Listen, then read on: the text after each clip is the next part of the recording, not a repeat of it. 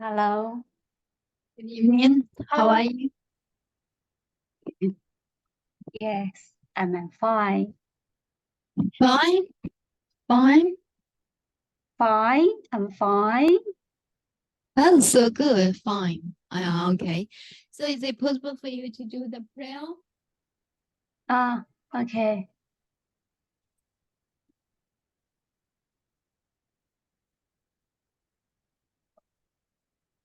Let's sit upright, place our palms together, and concentrate on the prayer below. We take refuge with our kind mentor, Benny. We take refuge with Shakyamuni Buddha. We take refuge with all the triple jewel of the 10 directions and the 3 periods of time. Fourth, for opening sutra, the unsurpassed, profound, and wonderful Dharma. In hundreds of millions of years, it's difficult.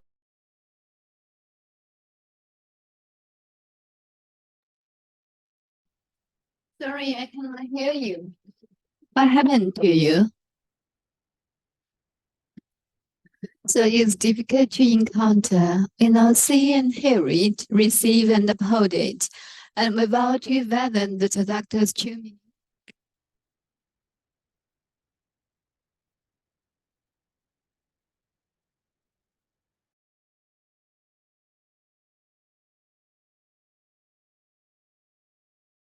Hello, sorry. Sorry for the interruption. So you have finished the prayer? Yes. All right. Yes, thank you so much. Now let's go ahead with the reading of Sutra of the Medicine Buddha. Lapis Lazuli readings the doctor. His past vows, merits, and virtues. Now I will play it for you. Just wait for a moment.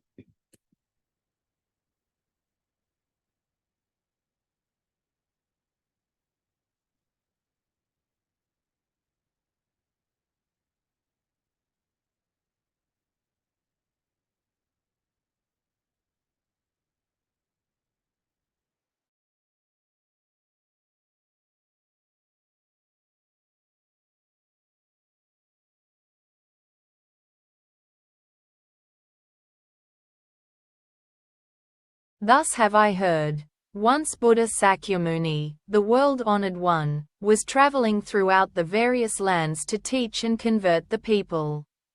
When he arrives in Vaishali, he rested under the tree of music, accompanied by 8,000 great bhiksus. An immeasurably great assembly, including 36,000 great bodhisattvas as well as kings, great ministers, Brahmins, laymen and women, the 8 types of divinities and other human and non-human beings, gathered respectfully around the Buddha as he preached the Dharma. At that time, the Bodhisattva Manjusri, Prince of the Dharma, receiving the awesome spiritual power of the Buddha, rose from his seat, adjusted his robe to bare his shoulder and knelt on his right knee. He bowed deeply, and with palms joined, respectfully addressed the Buddha. World-honored one, may I please request you to explain the various names and titles, the great past vows and the superlative virtues of the Buddhas, so that those who are listening to you will be freed of karmic obstructions, while in the future, sentient beings in the Dharma semblance age will also derive great benefit and joy. The Buddha praised the Bodhisattva Manjusri, saying, "Excellent, excellent, Manjusri, out of great compassion, you have urged me to explain the names and titles, merits and virtues and past vows of the Buddhas, in order to liberate those who are bound by karmic obstructions and bring benefits, peace and joy to all sentient beings in the Dharma semblance age. Now, listen attentively and reflect very carefully upon what I am about to say." The Bodhisattva Manjusri replied, "So be it. World-honored one, we will joyfully listen to whatever you wish to teach." The Buddha then said to the Bodhisattva Manjusri, "East of this world, past countless Buddha lands more numerous than the grains of sand in 10 Ganges rivers, there exists a world called pure lapis lazuli.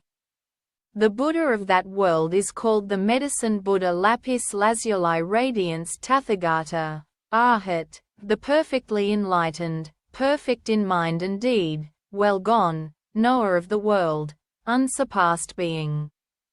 Tamer, teacher of gods and men, Buddha, world-honored one. Manjusri, when the world-honored Medicine Buddha was treading the Bodhisattva path, he solemnly made 12 great vows to grant sentient beings whatever they desired. First great vow, I vow that in a future life, when I have attained supreme, perfect enlightenment, brilliant rays will shine forth from my body, illuminating infinite, countless boundless realms. This body will be adorned with the 32 marks of greatness and 80 auspicious characteristics. Furthermore, I will enable all sentient beings to become just like me. Second great vow, I vow that in a future life, when I have attained supreme enlightenment, my body, inside and out, will radiate far and wide the clarity and flawless purity of lapis lazuli. This body will be adorned with superlative virtues and dwell peacefully in the midst of a web of light more magnificent than the sun or moon. The light will awaken the minds of all beings dwelling in darkness, enabling them to engage in their pursuits according to their wishes. Third great vow, I vow that in a future life, when I have attained supreme enlightenment, I will, with infinite wisdom and skillful means, provide all sentient beings with an inexhaustible quantity of goods to meet their material needs. They will never want for anything. Fourth great vow, I vow that in a future life, when I have attained supreme enlightenment, I will set all who follow heretical ways upon the path to enlightenment. Likewise, I will set those who follow the Sravaka and Pratyeka Buddha ways onto the Mahayana path. Fifth great vow, I vow that in a future life, when I have attained supreme enlightenment, I will help all the countless sentient beings who cultivate the path of morality in accordance with my Dharma to observe the rules of conduct, precepts, to perfection, in conformity with the 3 root precepts. Even those guilty of disparaging or violating the precepts will regain their purity upon hearing my name, and avoid descending upon the evil paths. Sixth great vow, I vow that in a future life, when I have attained supreme enlightenment, sentient beings with imperfect bodies, whose senses are deficient, who are ugly, stupid, blind, deaf, mute, crippled, hunchbacked, leprous, insane or suffering from various other illnesses, will, upon hearing my name, acquire well-formed bodies, endowed with intelligence, with all senses intact. They will be free of illness and suffering. Seventh great vow, I vow that in a future life, when I have attained supreme enlightenment, sentient beings afflicted with various illnesses, with no one to help them, nowhere to turn, no physicians, no medicine, no family, no home, who are destitute and miserable, will, as soon as my name passes through their ears, be relieved of all their illnesses. With mind and body peaceful and contented, they will enjoy home. 如是我闻，一时，释迦牟尼世尊佛，周游 ILY and property in abundance and eventually realize unsurpassed supreme enlightenment. Eighth great vow, I vow that in a future life, when I have attained supreme enlightenment, those women who are extremely disgusted with the 100 afflictions that befall women, and wish to abandon their female form, will, upon hearing my name, all be reborn as men. They will be endowed with characteristics of Buddhas and eventually realize unsurpassed supreme enlightenment. Ninth Great Vow, I vow that in a future life, when I have attained Supreme Enlightenment, I will help all sentient beings escape from the demon's net and free themselves from the bonds of heretical paths. Should they be caught in the thicket of wrong views, I will lead them to correct views, gradually inducing them to cultivate the practices of Bodhisattvas and swiftly realize supreme, perfect enlightenment. 10th Great Vow, I vow that in a future life, when I have attained supreme enlightenment, those sentient beings who are shackled, beaten, imprisoned, condemned to death or otherwise subjected to countless miseries and humiliations by royal decree, and who are suffering in body and mind from this oppression, need only hear my name to be freed from all these afflictions, thanks to the awesome power of my merits and virtues. 11th Great Vow, I vow that in a future life, when I have attained supreme enlightenment, if sentient beings who are tormented by hunger and thirst, to the point of creating evil karma in their attempts to survive, should succeed in hearing my name, recite it single-mindedly and hold fast to it, I will first satisfy them with the most exquisite food and drink.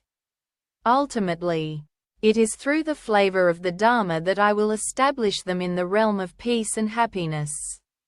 12th Great Vow, I vow that in a future life, when I have attained supreme enlightenment, if sentient beings who are utterly destitute, lacking clothes to protect them from mosquitoes and flies, heat and cold, and are suffering day and night, should hear my name, recite it single-mindedly and hold fast to it, their wishes will be fulfilled. They will immediately receive all manner of exquisite clothing, precious adornments, flower garlands and incense powder, and will enjoy music and entertainment to their heart's content. Manjusri, these are the 12 sublime vows made by the world-honored medicine Buddha Lapis Lazuli Radiance Tathagata, Arhat, the perfectly enlightened, when he was cultivating the Bodhisattva path. Manjusri, as to these great vows made by the medicine Buddha while he was following the Bodhisattva path, as well as the merits, virtues and adornments of his Buddha land, I cannot possibly describe them all. Not even if I were to speak for an eon or more. However, this Buddha land is utterly pure. You will find no women, no evil paths nor even cries of suffering there. In this land, the ground is made of lapis lazuli, the boundaries are demarcated with golden cords, the towns, towers, palaces, pavilions, as well as the balconies, windows and draperies are all made of the 7 treasures. The merits, virtues and adornments of this realm are identical to those of Amitabha Buddha's Pure Land in the west. In this land dwell 2 great bodhisattvas, universal solar radiance and universal lunar radiance. Among the countless bodhisattvas, they are the leaders. Each in turn will succeed the medicine Buddha and succeed to his true Dharma treasury. For these reasons, Manjusri, all devout men and women should vow to be born in this land. Buddha Sakyamuni then told the Bodhisattva Manjusri, there are sentient beings who cannot tell right from wrong. They are greedy and mean. Do not practice charity and do not understand the rewards of generosity. They are ignorant and unintelligent. Lacking the foundations of faith, they amass riches, which they assiduously hoard. Whenever they come across anyone seeking charity, they become annoyed. If forced to give, they feel as much pain and regret as if they were parting with their own flesh. Moreover, there are also countless sentient beings who are miserly and avaricious. They spend time amassing wealth, while not daring to spend it even on themselves, let alone on parents, spouse, children, servants or beggars. Upon their death, these stingy persons will descend onto the paths of hungry ghosts or animality. However, even though they may suffer such a fate, if in a previous existence in the human realm they happen to hear the name of the Medicine Buddha, and now recall and recite his name, even briefly, they will immediately vanish from the evil paths to be born once more among humans. However, they will remember their stay on the evil paths and, dreading their past suffering, will cease to wallow in worldly pleasures. They will gladly practice charity themselves, praise others who do so, and will no longer be stingy. Eventually, they will even be able to donate their head, eyes, limbs, blood, or other parts of their bodies to those who need them, not to mention mere material possessions. Moreover, Manjusri, there are sentient beings who have accepted the teachings of the Tathagata but have violated the precepts, moral rules. Or, they have not violated the precepts, but have broken the regulations. Or else, while they have violated neither the precepts nor the regulations, they have disparaged right views. Or they have not disparaged right views but have abandoned extensive study of the Dharma and thus cannot explain the profound meaning of the sutras preached by the Buddha. Or else, although they may be learned, they have grown conceited. Because conceit clouds the mind, they believe that they are in the right and others are in the wrong. Therefore, they deprecate the correct Dharma, and ally themselves with demons. Such deluded persons not only follow wrong views themselves, they also lead countless other sentient beings into the same great pitfall. These sentient beings are bound to wander endlessly on the paths of hell, animality and hungry ghosts. Yet, if they should succeed in hearing the name of the Medicine Buddha, they will abandon their evil conduct forthwith to cultivate wholesome ways, and thus avoid descending upon the evil paths. Even those who cannot abandon evil practices or cultivate wholesome teachings, and thus descend onto the evil paths, can still benefit from the awesome power of the Medicine Buddha's past vows. If through this power, they should hear his name even briefly, their lives on the evil paths will end and they will be born again in the human realm. They will hold correct views, diligently pursue their practice and tame their minds. They will then be able to abandon the home life to become monks or nuns. They will uphold and study the Dharma of the Tathagatas rather than disparaging and violating it.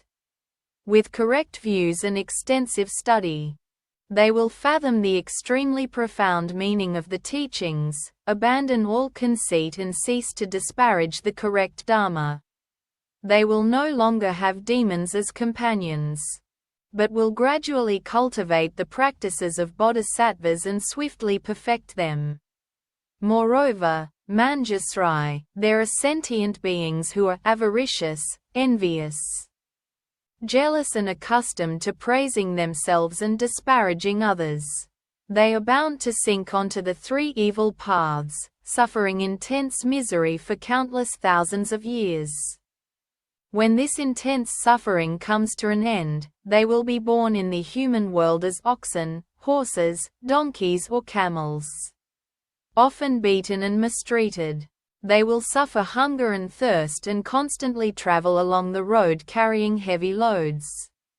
If they succeed in returning as human beings, they will be among the poor and lowly, always serving others, constantly receiving orders, never being free. However, if any of them, in a former incarnation as a human being, have heard the name of the world-honored Medicine Buddha and, as a result of this good cause, now remember and single-mindedly take refuge in him, they will, thanks to this Buddha's spiritual powers, escape all suffering. Their senses will be sharp and they will be wise and learned, constantly seeking the supreme teachings, and meeting with Buddhas or Bodhisattvas. They will break forever through Mara's net. Smash the shell of delusion, dry up the river of afflictions and thus escape all the worry and suffering of birth, old age, disease and death. Moreover, Manjusri, there are sentient beings who love to quarrel, create schisms and engage in legal disputes. They constantly make themselves and others suffer, creating and increasing all kinds of evil karma with body, speech and mind. They plot against one another without mercy, while invoking the spirits of mountains, forests, trees and tombs. They kill sentient beings and use their flesh and blood to propitiate the Yaksa and Rakshasa demons. They may take advantage of various evil or deviant methods to harm others. However, if the victims succeed in hearing the name of the Medicine Buddha, none of these evil practices can harm them. Moreover, everyone concerned will develop compassionate minds, endeavoring to benefit and bring peace and joy to others. They will abandon their harmful thoughts and their angry, spiteful minds, and all parties will be happy and satisfied with what they have. They will cease to encroach upon others but will instead seek to benefit one another. Moreover, Manjusri, within the fourfold assembly of bhiksus, bhiksunis, upasakas and upasikas, as well as among other men and women of pure faith, there are those who are able to adhere to the 8 precepts for a full year or for 3 months a year, dedicating these good roots toward rebirth in the western pure land of Amitabha, the Buddha of infinite life, so as to listen to the correct Dharma. If their rebirth in the pure land is still uncertain, but they hear the name of the world-honored Medicine Buddha, then, at the time of death,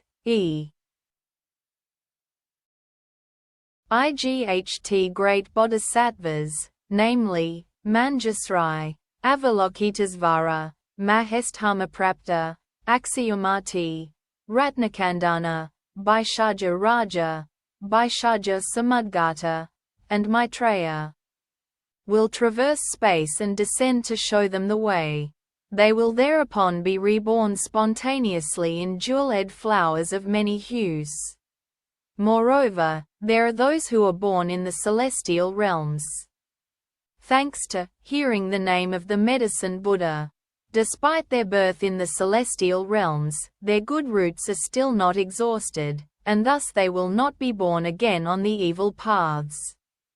When their lifespan in the celestial realms comes to an end, they may return to the human world as wheel-turning kings, ruling over the 4 continents, around Mount Sumeru. With awesome virtues and ease, they will set countless hundreds of thousands of sentient beings onto the path of the 10 virtues. Or else, such persons may be born as Kshatriyas, the military ruling class, or Brahmins or laymen of great families, with abundant wealth and overflowing granaries and storehouses. They will be endowed with noble features, numerous family members and retainers, as well as intelligence, wisdom, bravery, vigor and the imposing demeanor of a great hero. Likewise, if there is any woman who hears and single-mindedly holds fast to the name of the Medicine Buddha, she will never again be born in female form. Manjusri. After the Medicine Buddha attained Supreme Enlightenment, he realized, by virtue of his past vows, that sentient beings endured various diseases. Some were the targets of black magic or various poisons, while others suffered short lives or untimely death. At that time, seeking to put an end to these miseries and fulfill the desires of sentient beings, he entered a samadhi called, eliminating all the suffering and afflictions of sentient beings. Once he entered that samadhi, a brilliant light shone forth from his urna as he uttered a great dharani. Namo Bhagavate Bhaishajya Guru Viduya Prabha Rajaya Tathagataya Arthate Samyak Sambudaya Tadyatha Om Bhaishajai Bhaishajai Bhaishajya Samudgate Svaha.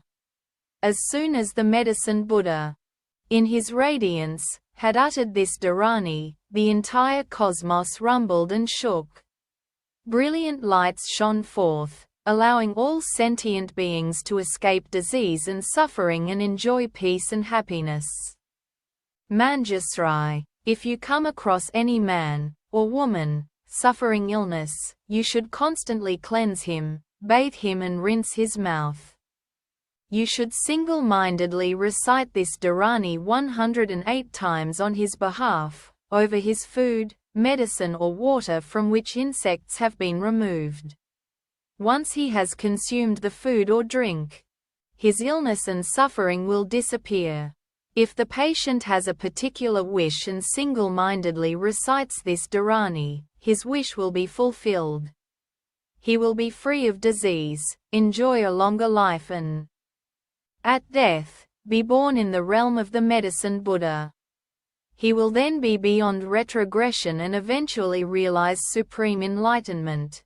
Therefore, Manjusri, any man or woman who single-mindedly reveres and respectfully makes offerings to the Medicine Buddha should constantly recite this dharani, never letting it out of his mind. Moreover, Manjusri, upon hearing the various names of the Medicine Buddha lapis lazuli radiance Tathagata, Arhat, the perfectly enlightened, men and women of pure faith should recite and hold fast to this name. Each morning, at dawn, having bathed themselves and cleaned their teeth, they should make offerings of fragrant flowers, incense, perfume and various kinds of music before an image of this Buddha.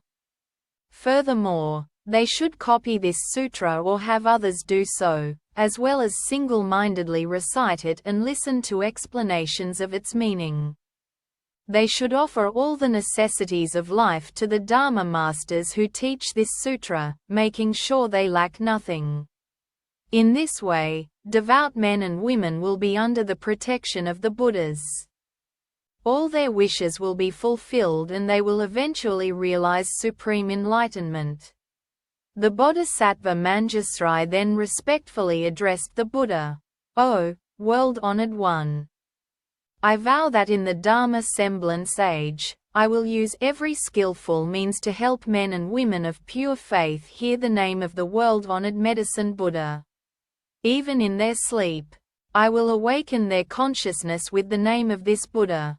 O world-honored one, if any devout persons should read, recite and uphold this sutra, or lecture upon it, explaining its meaning to others, or copy it or have others copy it, or if they should pay it the utmost reverence, adorning it with fragrant flowers, perfumes, incense powder and sticks, garlands, necklaces, banners, canopies, dance and music and protecting it with precious, multicolored cloth, and if they should prepare a clean site, erect a high altar and place the sutra upon it, the 4 great celestial kings, their retinues as well as countless hundreds of thousands of other divinities, will thereupon proceed to this place to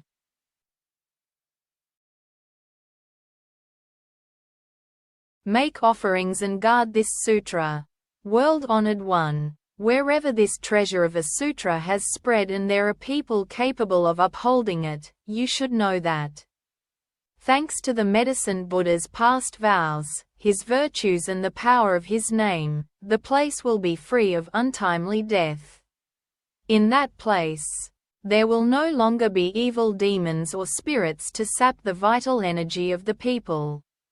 Even if there were, these devout men and women would recover, enjoying good health and peace of mind. The Buddha then spoke to Manjusri.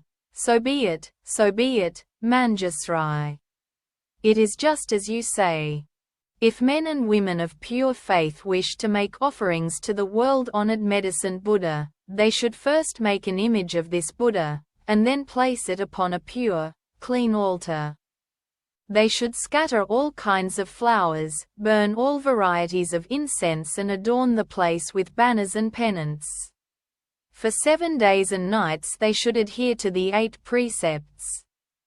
consume only pure food, bathe and perfume themselves, put on clean, fresh clothing and keep their mind undefiled, free of anger or malice.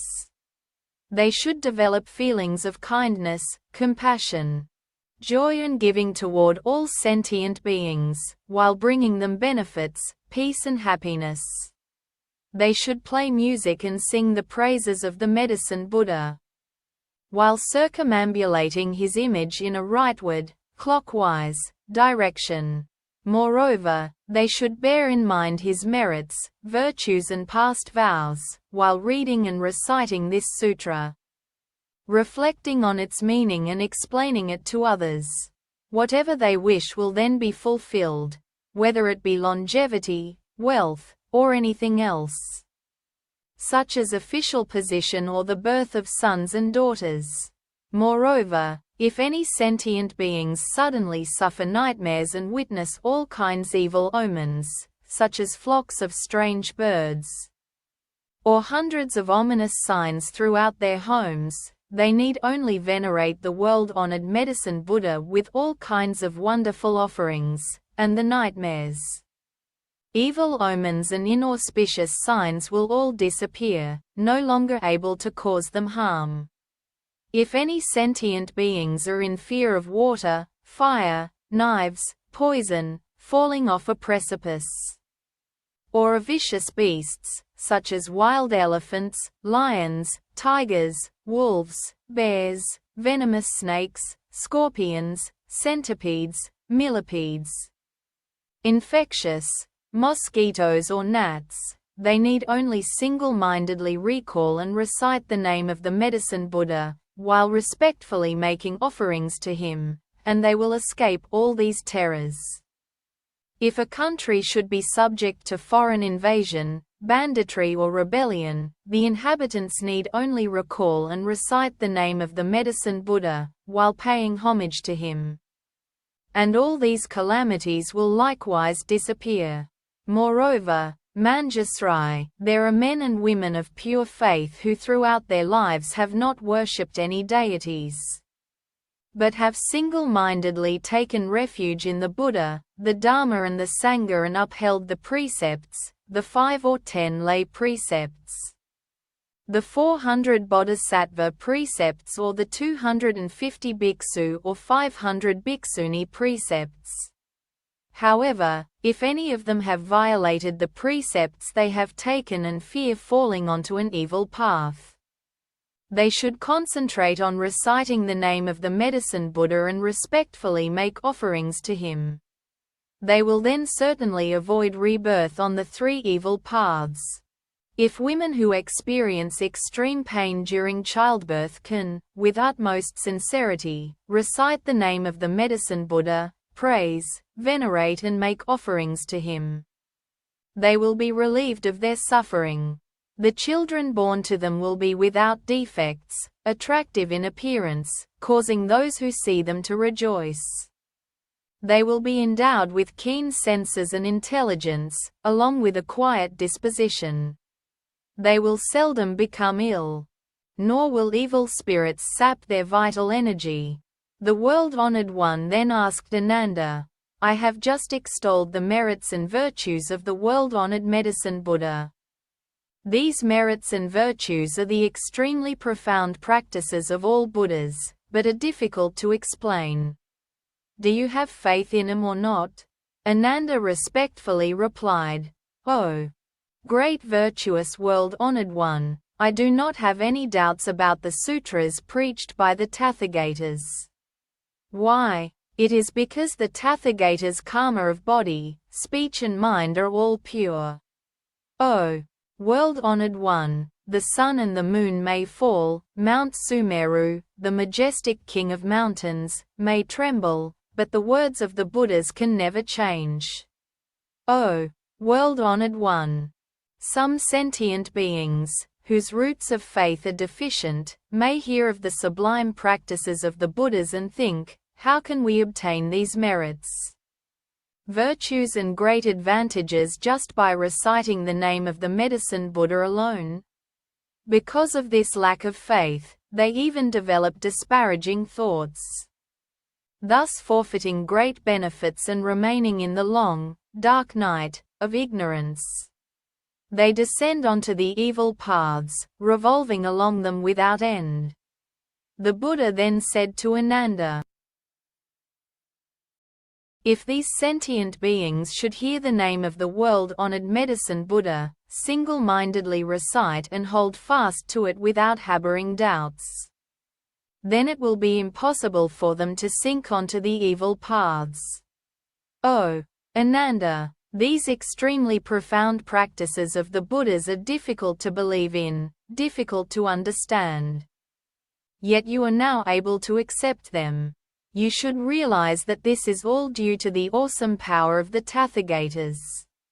O Ananda, even the Sravakas, Pratika Buddhas and Bodhisattvas who have not reached the 10 grounds, stages, cannot understand and believe in this truth.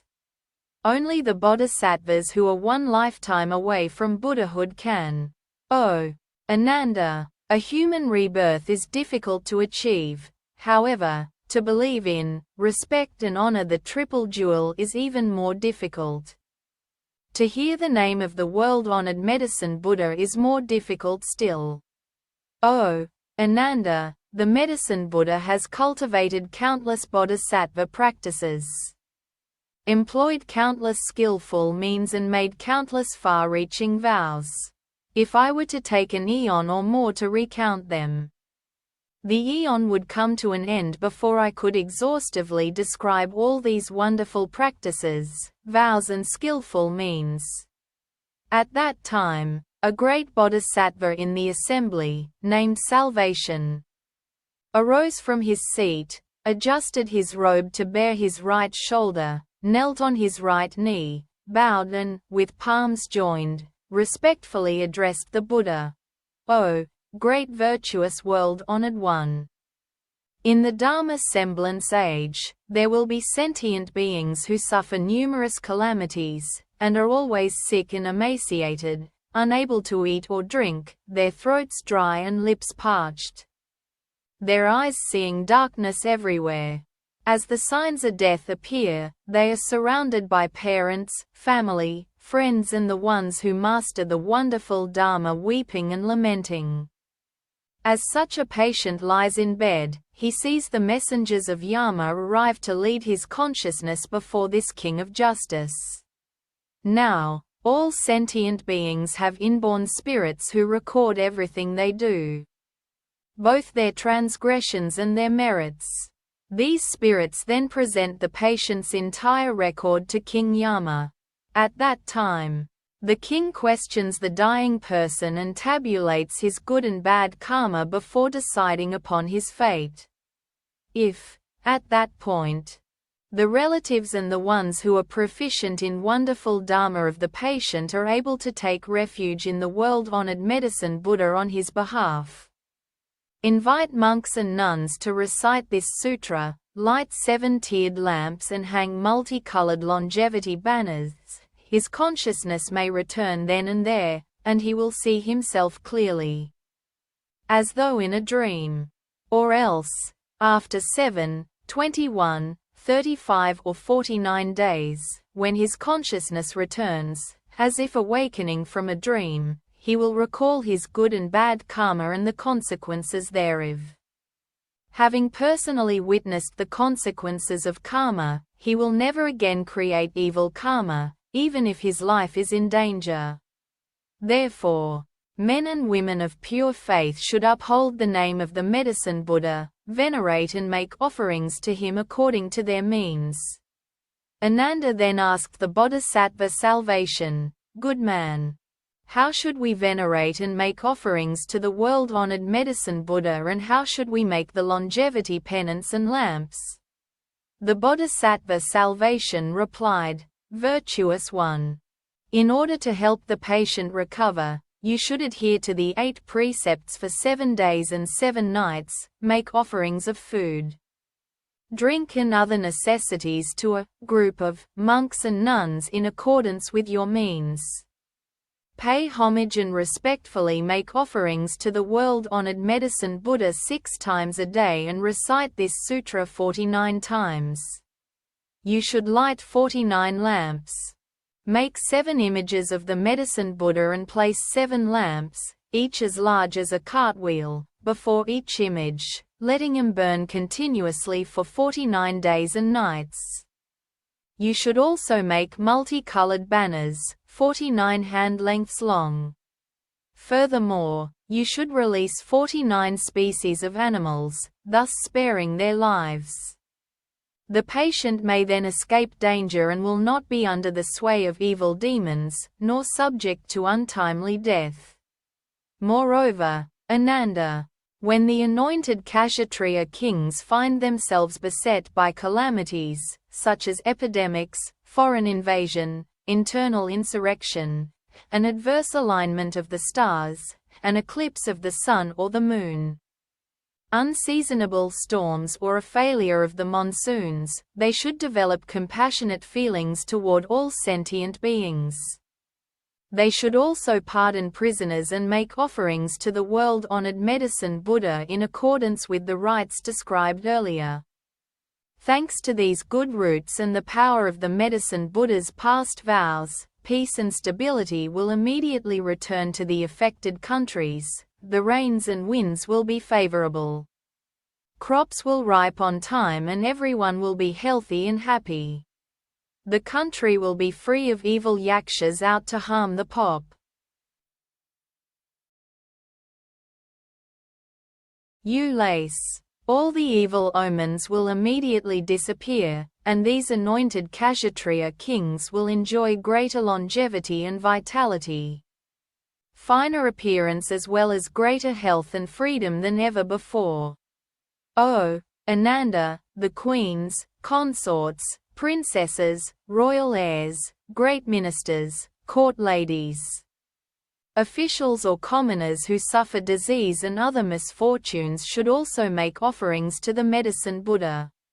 They should make multicolored longevity banners, light lamps, ensuring that they burn continuously, liberate all kinds of animals, scatter flowers of various colors and burn various kinds of incense renowned for their fragrance. They will then recover from disease and escape misfortune. Ananda then asked the Bodhisattva salvation, "Good man, how can an expiring lifespan be lengthened?" The Bodhisattva salvation replied, "Virtuous one, did you not hear the Tathagata explain the 9 forms of untimely death? I would urge everyone to make longevity banners and lamps and cultivate merits and virtues. Thanks to such cultivation, they will escape suffering and misfortune throughout their lives." Ananda further asked, "What are the 9 forms of untimely death?" The Bodhisattva salvation replied, "Some sentient beings contract a minor illness which goes untreated for lack of a physician or medicine, or else, even though there is a physician, he prescribes the wrong medicine, causing premature death. Or, the patients, believing the false pronouncements of earthly demons, heretics or practitioners of black magic, may panic, unable to calm their minds. They may then engage in divination or perform animal sacrifices in order to propitiate the spirits, praying for blessings and longevity, all in vain. Through ignorance, confusion and reliance on wrong, inverted views, they meet with untimely death and sink into the hells, with no end in sight. This is the first form of untimely death. The second form is execution by royal decree. The third is losing one's vitality to the demons through hunting, gambling, debauchery, drunkenness or extreme dissipation. The fourth is death by fire. The fifth is death by drowning. The sixth is being devoured by wild animals. The seventh is falling off a mountain or a cliff.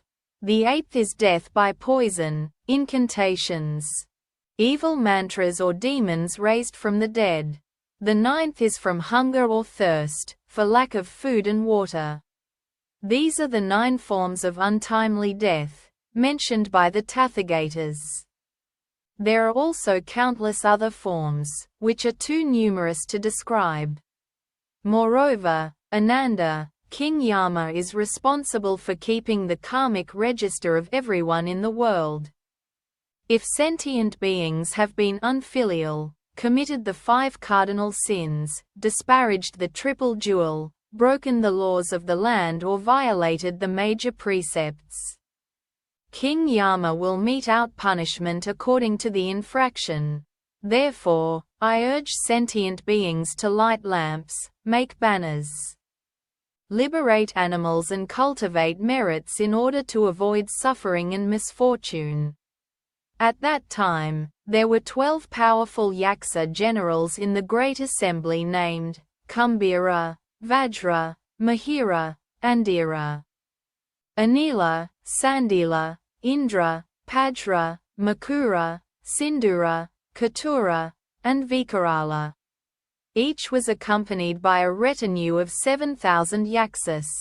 They all raised their voices in unison and said respectfully to the Buddha, "O world-honored one, today, thanks to the Buddha's awesome power, we have succeeded in hearing the name of the Medicine Buddha and no longer fear descending onto the evil paths.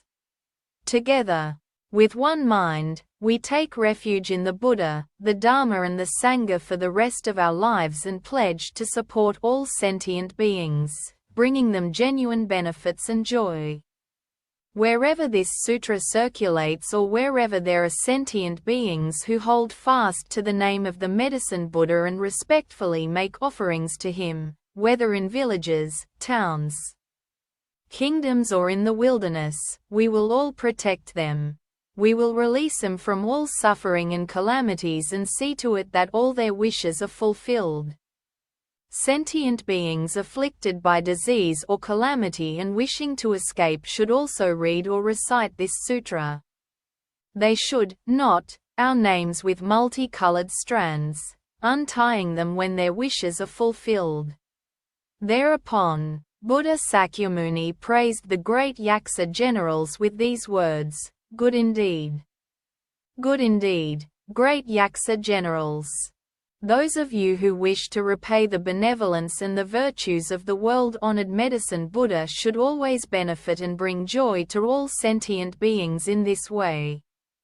Ananda then asked the Buddha, "World-honored one, what should we call this teaching, and how should we adhere to it and put it into practice?"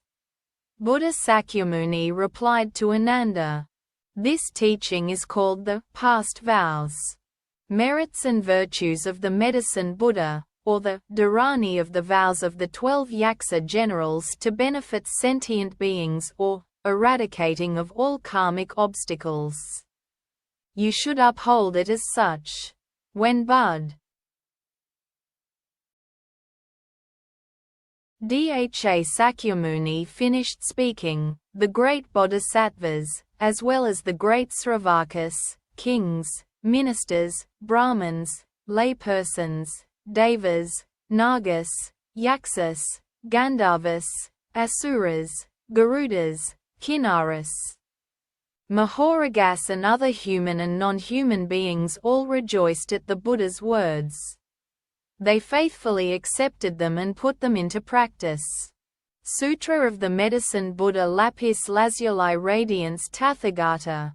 His past vows, merits and virtues. Homage to the Medicine Buddha's great assembly of Buddhas and Bodhisattvas. Homage to Medicine Buddha's great assembly of Buddhas and Bodhisattvas. So that's it. Thank you so much for your time, Aline and Jean, and hopefully you have enjoyed the reading tonight and catch you up tomorrow night. And to say goodbye and sleep time. Bye bye.